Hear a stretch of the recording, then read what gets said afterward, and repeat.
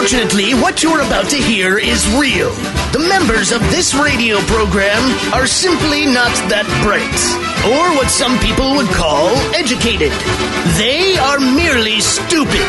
They're not trying to offend anyone on purpose. And all have played doctors on TV. You have been warned and are cordially invited to join the party. This is the men's room. Forget it, man, and get with the countdown.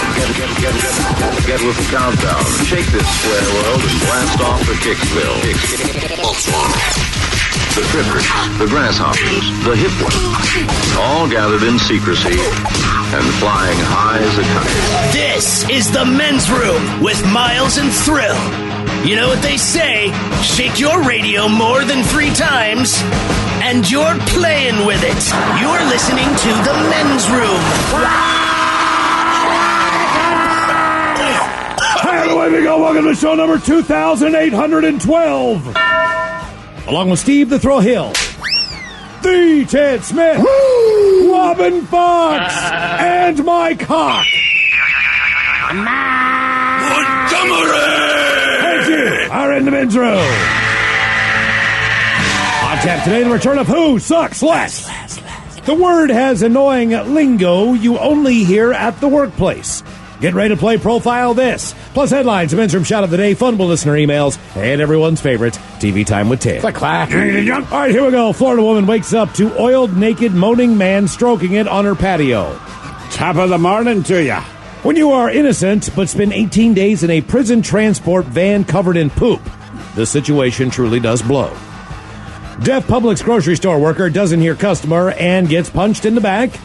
Schools are removing analog clocks in schools because kids can't read them in the ultimate irony attack. And a Walmart customer's video goes viral for no apparent reason. That is all coming on today's very special episode of The Men's Room. And now, here's the question. Hola, bitches. Good day to you and yours. All right. You've probably heard, but the Centers for Disease Control, they've issued a nationwide warning against eating romaine lettuce. I've been saying the same thing for years. In my case, I just think romaine tastes like, I don't know, Satan's butholi. But the CDC, they issued its warning because of an outbreak of E. coli. And E. coli, in addition to potentially killing you, can also give you bloody diarrhea, fever, vomiting, nosebleeds, kidney failure, and more. So don't eat the romaine. In Washington State, there's a listeria scare. But in this case, it's popsicles. That's right, popsicles are the culprit. So cases of Budget Saver Cherry Pineapple Monster Pops and cases of sugar-free Twin Pops are being recalled because of possible listeria contamination. And like E. coli, listeria, it'll give you the bloody Hershey squirts, but also headache, confusion, loss of balance, and a few other fun things. But sometimes just the thought of something can make you sick. A woman in England found that out when she found a used condom in her tail. The condom, by the way, now listen to this. The condom was described as, and this is a quote, stained and with hairs attached. That is a direct quote. Yeah. Kale wasn't bad enough. She didn't eat the condom, but you can understand why she got ill. So listen, man. There's a lot of reasons why you've gotten sick, man. You know, if you're in a relationship or have kids, maybe your kid got you sick. Maybe it's hereditary. Maybe it was food poisoning. But today, we want to know who or what are you pretty sure got you sick? Be part of the big show. Call 844-999-OLA. You can like the Men's Room on Facebook. Follow us on Twitter at Men's Room Live and send those emails to the Men's Room at mensroomlive.com. You are listening to the Men's Room Radio Network. Hola, bitches. You're listening to the men's room. All the fellas, and away we go. Welcome to show number 2812 and a large and in charge program we have for you today. Exciting return of Who Sucks Less, and once again, the word has more annoying lingo that you only hear at work and in the office. This list changes every single year as buzzwords and phrases and the just the basic lingo of business works. Words come and go. Sometimes you're outside the box, which is not one of those this year. That's come and gone. There's more annoying stuff out there. What profession do you think is most responsible for contributing these words? Ones that have too many meetings. It seems like meetings. Right, you have to have a lot of meetings to come up with a stupid lingo. Yeah, I don't know if that's a profession or just the corporate world in general. Right. I mean, it is, but I just feel like there's probably a profession somewhere in there where this lingo, because it bleeds out everywhere. Yeah. But you know damn well it didn't. I'll tell you, you know where it bleeds into? It bleeds into dumb stuff like analysts doing NFL mock coverage on the draft. This guy checks all the boxes, all this crap. It's the same crappy, boring-ass lingo that's used all the time that kind of puts you to sleep. And that's why, for me, I have a really hard time to even get excited about the NFL draft. When you think about it just in general, it's kind of like betting on horses. It's not that you're not going to win every once in a while, but the majority of the time, there's a reason why gamblers don't win every time they play. And that the house makes money. Because most of the time, you're going to lose. So yeah, but that's part of the joy of the sport is the refs, the draft, all these things. Aside, because the sport lasts 6 seconds at a time. Yep. I mean, football's designed that you spend the overwhelming amount of your time watching sport doing something other than watching. Like baseball, nothing's happening, but at least they have the decency to kind of be on the field. Like if things were to happen, maybe they could spring it. Football, like when the play is done, they're very clear. They're jogging off to the sideline and getting a huddle. So, I mean, like everything with football, I love the sport, but let's face it, man, most of the game is spent talking, basically checking your boxes, talking and about giving the you the game. lingo because you got 6 seconds for a play. What to is happen. his upside, et cetera, et cetera. Well, and they got to fill all that time now. Right. They do. So the word's got some annoying lingo you only hear at work, and today we're going to be talking about who or what that you're pretty sure got you sick. Now, we all know a lot of people in how they define their sickness. There are certain people out there that are 100% positive, or so they seem, on how things happen in their lifetime. I know people who say, yeah, I got a headache this morning. I didn't drink my coffee. Right. So the reason that they got a headache is because they didn't get their morning caffeine. Sure. Is that true? Is it not? Well, you know your body. Maybe it is. Maybe it isn't. We used to work with a guy who was a germaphobe, and he would walk into the bathroom, and he would have a paper towel in his hand, and he would use the paper towel to touch the knob, and he would use that paper towel during the entire time that he was in the bathroom until the point where he was leaving. Then he would throw it away once he got to his own office. Sure. This kept him from, in his own mind, getting sick. To be fair, I don't know that guy that we're still in contact with, I don't know that I've ever seen him sick, though. I have seen him on Instagram many times with many bottles of preventative care medication. But has he ever been... He's a hypochondriac and a germaphobe, right, without question. But that said, for all of his germophobia and hypochondria, I'm like, to his credit, man, I never see this dude sick. I have a family member that for a while was not allowed to ride the bus or any type of public transportation for fear that he would bring something home because his wife was under the impression that that's where you got sick, was on public transportation. Well, it doesn't do a lot to help its own reputation, but no, it does not. But let's face it, like anything else. But you're not going to bring home most of what you experience on the bus.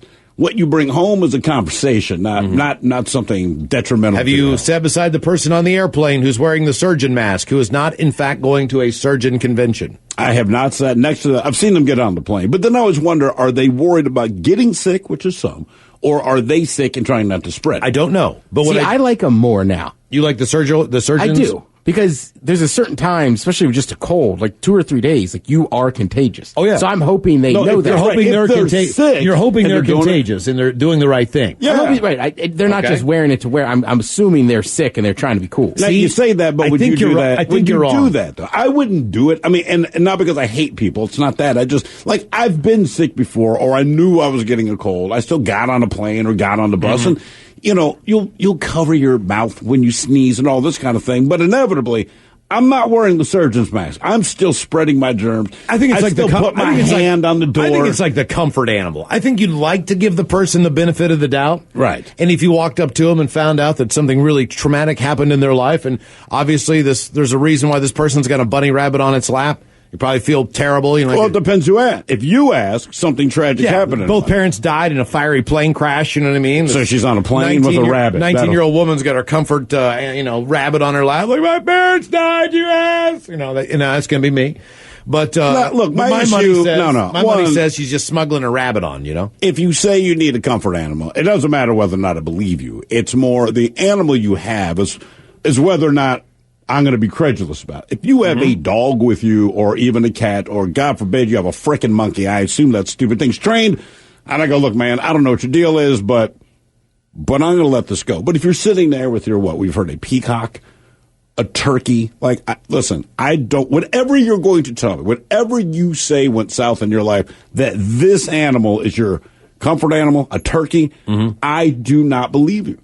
Even if you're telling me the truth. There's so many people that fake it with dogs. I don't know if I believe any of the dogs. I'm not saying that I necessarily believe it with the dogs. Yeah. I don't believe with anything. That's what I'm trying to But look, here's the difference. With the dog, you might be lying because everyone runs the con and everyone can go online and get this stuff, right? And I don't care. Look, but a turkey, what is wrong with you that a doctor said of all the animals on the face of the thing that you need because of your condition is a turkey? Listen, that'd be like finding out your spirit animal is like the least coolest animal. Nobody wants that. If somebody's got a duck, a turkey, I don't believe a pigeon on their lap, whatever, and I get off that plane and I start sneezing and my nose starts running, you know what I'm going to say? I'm going to be like, that goddamn duck.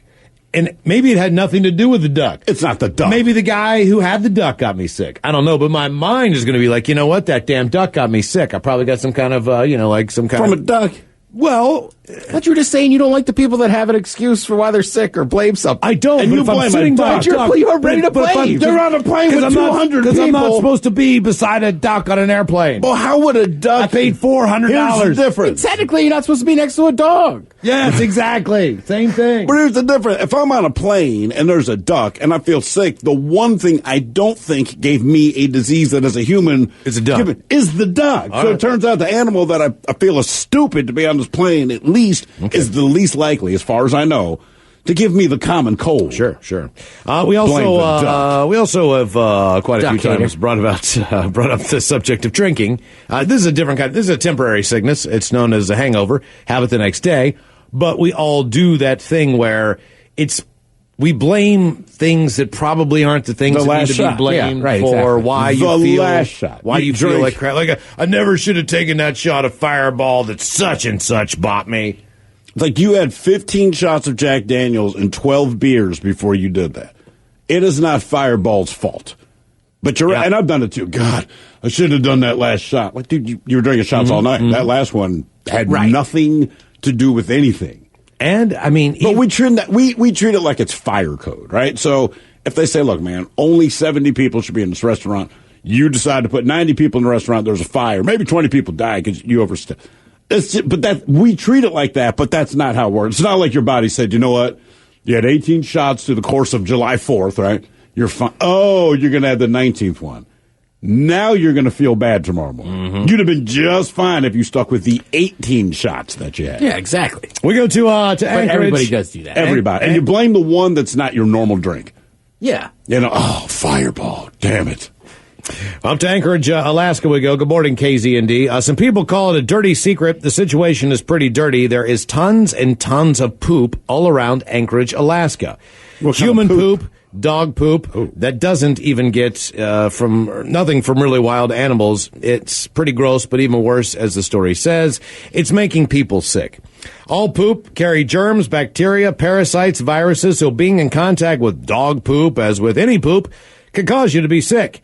This according to the Muni Department of Health and Human Resources. And when I say sick, I'm talking about having diarrhea, stomach, cramps, fever, chills, sweat, really not feeling well, the whole norovirus type thing.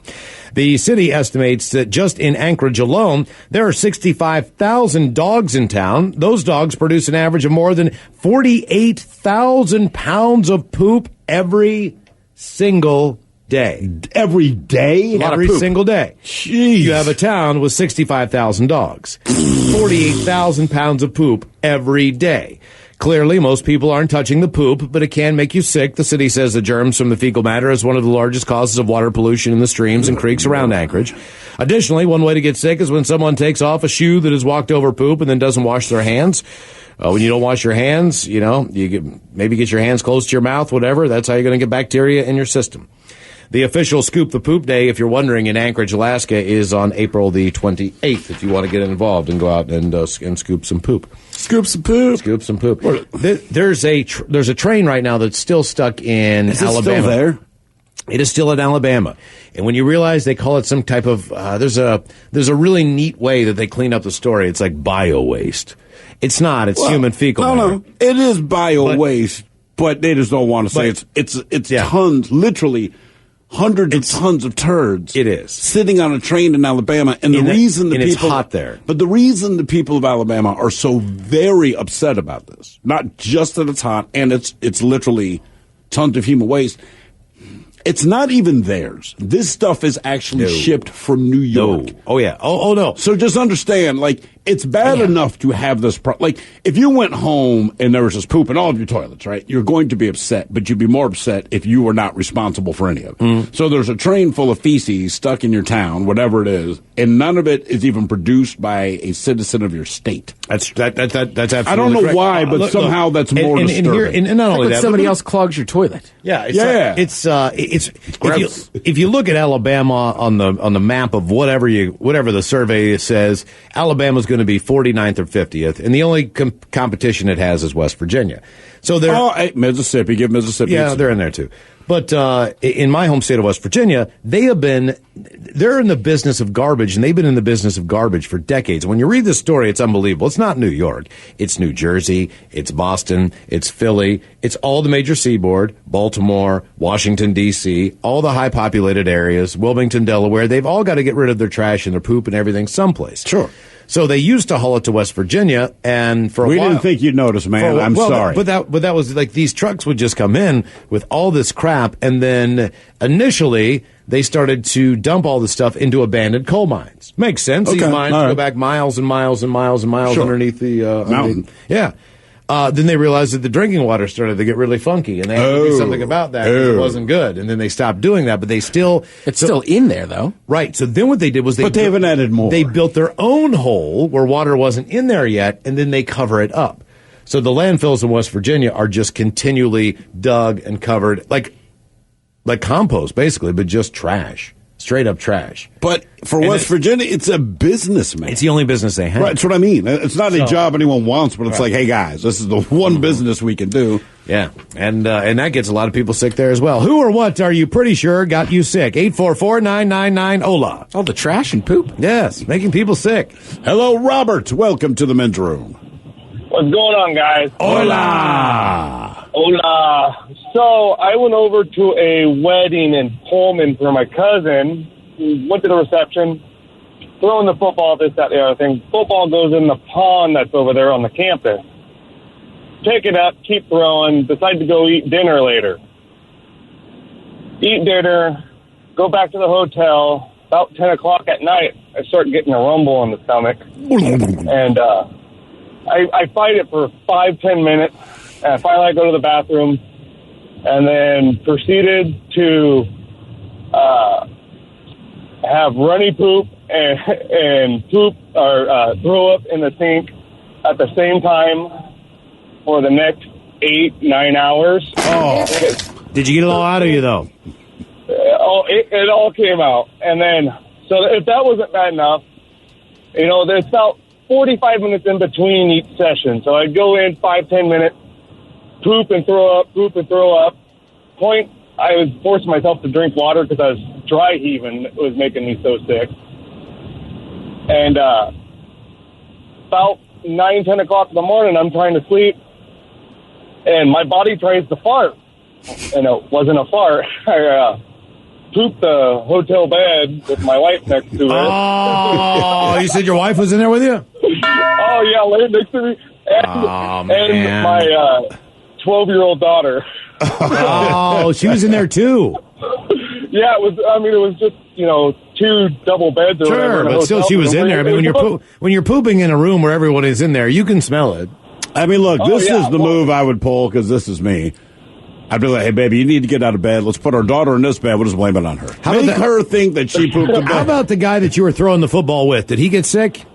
No, nobody else got sick. Okay, all right. So you're sure? I don't know what happened. Now, okay, but wait, what did you eat? Did you order the same thing that everyone else did? Okay, that's what I'm back to. It was like a pollock. I think what happened is there was some type of pond scum, amoeba, whatever, and I picked up the football out of the water, threw it, and then 20 minutes later, half hour later, I'm eating food with my hands and didn't wash my hands. Or was it? You said it was at a wedding reception, right? Yeah. So in theory, that's got to be something unique because everyone else ate that food as well. And look, man, I mean, there wasn't anybody else who said they were sick, I guess. Yeah, but I would argue this: if I'm in this guy's situation and anything I touch the pond, I'd be like, dude, it's the pond. Mm-hmm. It is the pond that got me sick. Yeah, I mean, hell, if you're having to catch a football, go ahead and wash up. Yeah. What's the thing? He didn't wash his hands. Yeah. You pulled a football out of a pond. It's a good idea to wash your hands. I'm just saying, like, if they were kids, somebody would have said, hey, go wash your hands. Who or what are you? Pretty sure got you sick. 844-999-OLA. Hold the line. More of your calls coming up. You are listening to the Men's Room Radio Network. Welcome back to the Men's Room with Miles and Thrill. 7 members of a family are recovering from illness they say was caused by exposure to a toxic coral in their home aquarium. Jason Laframbeau bought the aquarium secondhand from a business that went out of business where it had been on display and transported it with its contents to his home in Quebec over the weekend. Now, immediately after transferring some of the Australian corals, all 7 people in the home began to feel sick. We all started sneezing within minutes. We were having chest pains and problems breathing. So after about 3 or 4 minutes of symptoms, we went outside and called poison control. And later in the hospital, we had fevers and shaking and a bit of vomiting. Those who fell ill included his 16-month-old nephew, 5-year-old son, and 3-year-old daughter, as well as his wife, Cassandra, who is 6 months pregnant. So it was mostly children. This is not a good situation. Upon learning of the family's symptoms, the Quebec Poison Control Center sent them an email to present to a triage nurse at the hospital. Triage, yes. He warned that the zoanthid coral could contain a substance called palytoxin. Oh, not the palytoxin. Which, when ingested, could cause symptoms from vomiting and seizures to respiratory failure resulting in death. They had no idea. Shouldn't there be it's a home aquarium, right? Yes. You feel like they'd warn you of that. If they tell me not to use my toaster in the bathtub, you can certainly let me know that the coral I'm using in my home tank is toxic. Jason, the husband, stayed overnight in the hospital. He was given an IV. He took the brunt of it, and he also got antibiotics. His wife returned to the hospital for further examination the next day. While the family members worry about their health, including that of their unborn child, they're living without their belongings at the home of a family member. They're afraid to go back into the home for fear the building is still contaminated with the toxin. And that's how bad it was and how sick they were.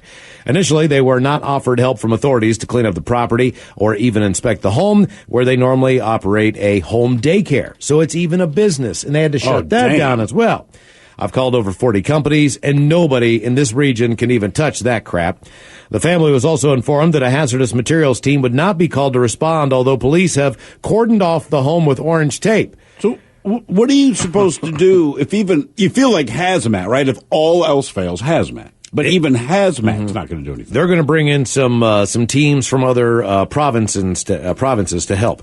The man who sold the aquarium told the CBC News it was purchased in a Marinescape saltwater aquarium retailer in Ottawa. He said that as a person in charge of maintaining the aquarium during its 4 years on display in his office, he'd handled its contents safely many times. He has no idea what happened, but either way, that was the cause of the family being sick and the home being contaminated. Who or what are you pretty sure got you sick? 844-999-OLA. Hello. Damn it. Hello, Nate. Welcome to the Men's Room.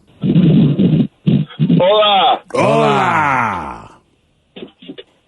Yeah, so, I mean, everybody gets sick from their kids, but we had like a reverse thing going on in our house. Like, my wife brought home a pretty vicious bug from work or something like that. Who knows? And then, so I steered clear of her, washing hands, doing the whole nine. And she then passed it on to my daughter, who then passed it on to her younger sister. And this lasted in my house for like a week and a half as it went through everybody, and I didn't get hit. I steered clear of everybody, washing hands, just like staying. But how did you steer clear of the kids, man? How do you steer clear of it's where you live? You take a crap on the same toilet. But I mean, also an adult would tell you, like, go sleep and don't get near me. I'm sick. Kids are the exact opposite, where it's, I feel sick. I need every ounce of love you have. So let me hug you and let my nose run on you, where you're pulling my snot out of your beard. Feed or at least, me. Right. They're they're as clingy as they're ever going to be when they're most contagious, man. How did you avoid that? I was cold-hearted. I wouldn't pick them up. Damn. The hands-off approach. Get close. Well, no, see, at the time, my wife wasn't working, and I didn't have a job where I could get any sick pay. So I, was like, I am not getting sick. Stay away from me. I have to go to work. So here's your kids feeling all bad, acting the way kids act when they feel like crap, and you're just like, no, don't touch me. Yeah, pretty much. Okay. Pretty much. Yeah. Yeah, I know. It's cold-hearted. I don't think, man. Other parenting. No, man, I don't know. I mean, it's not that it's cold-hearted, because if it were anyone else on earth, you would avoid them. And I mean, look, you try to avoid your kids, but inevitably, they're hot, sticky, gross, stinking ass. I wouldn't know. And at that moment, all you can think is, I'm about to get sick. If I could see it, I would avoid it. But I don't know where it lies. You know what I mean? Like, I couldn't defend it not knowing where it. I have to know that much. Who or what are you pretty sure got you sick? 844-999-OLA. More of your calls coming up here in seconds. Hola! The shenanigans continue on the Men's Room Radio Network.